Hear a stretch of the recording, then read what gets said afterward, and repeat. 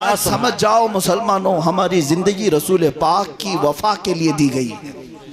हमारी जिंदगी हुजूर सल्लल्लाहु तआला अलैहि वसल्लम के साथ वफा करने के लिए दी गई है। मैं आपको एक ऐसा अपने दिलों को हिला देने वाला वाकया अर्ज करूं। जंग उहद में मुसलमान 70 की तादाद में शहीद हो गए थे। रसूल करीम सल्लल्लाहु तआला अलैहि वसल्लम के दंदाने मुबारक शहीद कर दिए गए थे। यह उहद का मैदान इम्तिहान का मैदान था सहाबा के लिए, सख्त तरीन मामला थे। उस दिन क्या हुआ जानते हैं? मैं आपको बताऊं। एक सहाबी ऐसे हैं जिनको खुद हुजूर ने ढूंढने के लिए भेजा। शाम का वक्त था, अल्लाह के नबी सल्लल्लाहु अलैहि वसल्लम ने दो सहाबा को बुलाया और कहा, देखो साद इब्न रबी जिंदा है कि इंतकाल कर गया? साद इब्न रबी ये जिंदा है या इंतकाल कर गया? ढूंढ के आओ। दो सहाबा कहते हैं, हम ढूंढने के लिए निकले कि साद ये जिंदों में है या जख्मियों में है या फिर शहीद हो गए। मैदान उहद में लाशें बिखरी हुई थी। तवज्जो चाहता हूँ मुसलमानों, उस मदीने के ताजदार सल्लल्लाहु तआला अलैहि वसल्लम के वफादारों की मिसाल बता दूं। वफा कहते किसे हैं? और हकीकत में अभी शायर इस्लाम ने आपसे हाथ उठवाए थे ना, कौन कौन गर्दन देखा? आओ मैं तुम्हें बताता हूँ। कह लेना बहुत आसान है, मैदान में उतर करके पेश करना बहुत अलग बात होती है। जी, क्या बात? बहुत अलग बात होती है। लाठियों से भागने वाली कौम हुजूर के नाम के लिए कुछ नहीं कर सकेगी। मेरे अजीजों, आओ मदीने के ताजदार सल्लल्लाहु अलैहि वसल्लम के जो वफादार थे, मैदान उहद में हुजूर ने जिसको तलाश करने के लिए भेजा, वो सहाबा आए। वो कहते हम ढूंढते ढूंढते आए, जख्मियों में देखा तो साद इब्न रबी की लाश हमें नजर आ रही थी। साद इब्न रबी जिसको ढूंढने के लिए मेरे आका ने भेजा, उनके पैरों से हमने पहचान लिया, लेकिन इस हालत में कि उनके ऊपर 6-7 लाशें थी। वो दबे हुए थे, लोग उनके ऊपर गिरे हुए थे। हमने पुकार कर कहा, साद तुम जिंदा हो या इंतकाल कर चुके? तो हल्की हल्की आवाज आने लगी। साद ने कहा, मैं जिंदा हूं लेकिन मेरी आखिरी सांसें चल रही हैं। साद इब्ने रबी के ऊपर से लाशों को सहाबा ने हटाया। अल्लाहु अकबर। ये साद इब्ने रबी कौन है जानते हैं? रसूल पाक सल्लल्लाहु अलैहि वसल्लम के ऐसे वफादार सहाबी कि हुजूर उन्हें साथ रखा करते थे। अक्सर पूछा करते थे कि साद कहाँ है? वो सहाबी जब वहां मैदान उहद में गिरे हुए हैं, किस हालत में जानते हैं?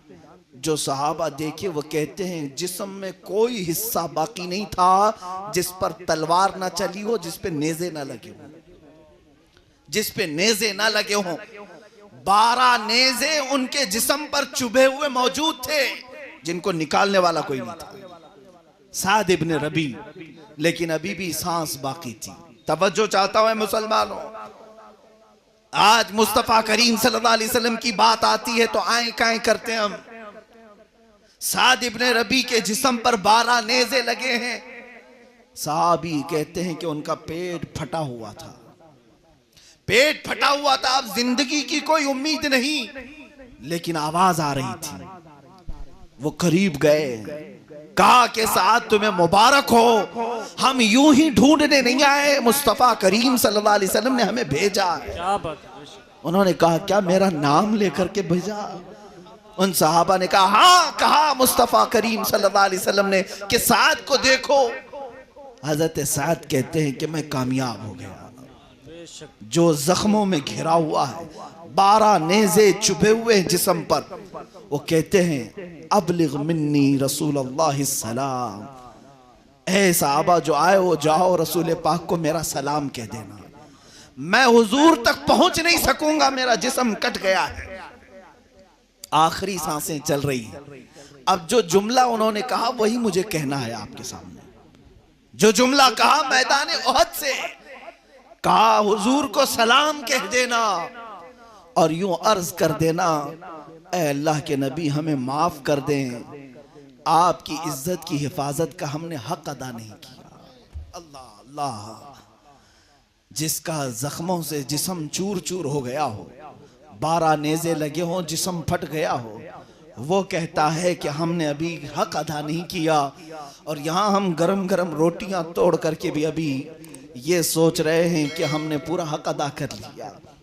ए मुसलमानों, अगर वक्त शहादत आ गया तो चूम करके ले लो, इसलिए कि यहाँ की प्यास के बाद हौज़े कौसर पर मेरे आका मौजूद हूँ। क्या बात है, बेशक। तुमने अगर शहादत का जाम नोश किया तो पानी खुद मेरे आका के दस्ते मुबारका से पीना नसीब होगा। साद इब्ने रबी ने दूसरा जुमला जो कहा वो मैं बताता हूँ। उन सहाबा से कहा, मेरी आखिरी सांस चल रही है, मदीने वापस जाना तो मेरी कौम को ये कह देना, ये खबर दे देना। मैं उस कौम उस खबर को पढ़ता हूँ तो मेरी आंखें आज भी भीग जाती हैं। ये कौन होता है जो रसूल पाक से सच्ची मोहब्बत करता है? साद इब्ने रबी मैदान ओहद से कह रहे हैं, ए आने वाले, वापस मदीने जाओगे तो मेरा ये पैगाम मेरी कौम को पहुंचा देना और मदीने के जवानों को बता देना। उन्होंने कान लगाया और पूछा, क्या पैगाम देना चाहते हो साद, बताओ। वो कहते हैं, साद इब्ने रबी जा करके ये कह देना, अगर तुम सब जिंदा रहे ए जवानों और तुम्हारी जिंदगी में किसी ने रसूल पाक तक हाथ बढ़ा दिया तो क़यामत के दिन उसकी कोई उज़्र कबूल नहीं किए जाएंगे, उसका कोई उज़्र नहीं कबूल किया जाएगा। इतना कहा और उनकी सांसें रुक गईं, वो खत्म हो गए, जामे शहादत नोश किया। सच कहा था साद इब्ने रबी ने कि अगर तुम जवानी लेकर बैठे हो, बाजुओं में अल्लाह ने ताकत दी है, और तुम्हारे होते हुए अगर कोई नबी कौनैन की इज्जत पर उंगली उठाया तो कल क़यामत के दिन तुम ये कह नहीं सकोगे कि हम मजबूर थे, हम मजदूर थे, हम लंगड़े थे, हम लूले थे। कोई उज़्र कबूल नहीं किया जाएगा। सहाबी रसूल का ऐलान है। तुम क्या समझते हो कि आज मेरे साथ हालात बहुत अलग हैं, ऐसे नहीं है, वैसे नहीं है। जहां हो वहीं से आवाज उठाओ कि मैं हर चीज बर्दाश्त कर सकता हूं, मुझे भूख में कैद में रख लो और मार डालो, लेकिन मेरे नबी कौनैन की इज्जत और हुर्मत पर उंगली उठाओगे, मैं चटाई पर बैठ करके भी चीखूंगा और पुकारूंगा, इसलिए कि मेरी अगर जान बाकी है तो सदक़े रसूल में बाकी है। बेशक, सुभान अल्लाह। यही जज्बा मैं तुम्हें देने आया हूं। मेरी तकरीर का खुलासा यही होता है, मेरी गुफ्तगू का खुलासा यही होता है। आप क्या समझते हैं क्या आला हज़रत फाजिल बरेलवी रदी अल्लाह ताला अन्हु ने अपना कलम चला चला करके सिर्फ फतवे ही दिए थे? नहीं, बल्कि उन्होंने मुजाहिदीन पैदा किए और उस वक्त से वो ये कहते आए। आज मैं तुमसे कहता हूँ, आला हज़रत ने क्या खूब कहा था, आज ले उनकी पनाह, आज मदद मांग उनसे। क्या बात है, आज ले उनकी पनाह, आज मदद मांग उनसे।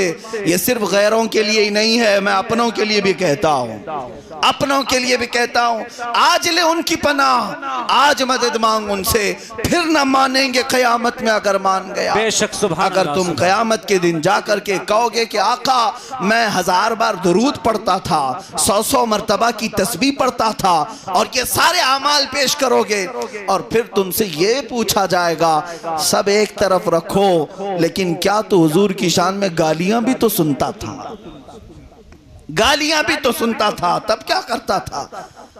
बड़े बुजुर्ग हैं, बहुत पाए के बुजुर्ग हैं। अल्लामा जामी रहमतुल्लाह ताला अलैह फरमाते हैं, किसी ने अगर जिंदगी में करोड़ दुरूद पढ़ लिए हों, 1000 खत्मे कुरान कर लिए हों, और अगर वो अपनी जिंदगी में हुजूर की इज्जत पर होने वाली गाली को सुन लिया, ये सारी इबादतें एक तरफ रख दी जाएंगी, एक तरफ रख दी जाएंगी।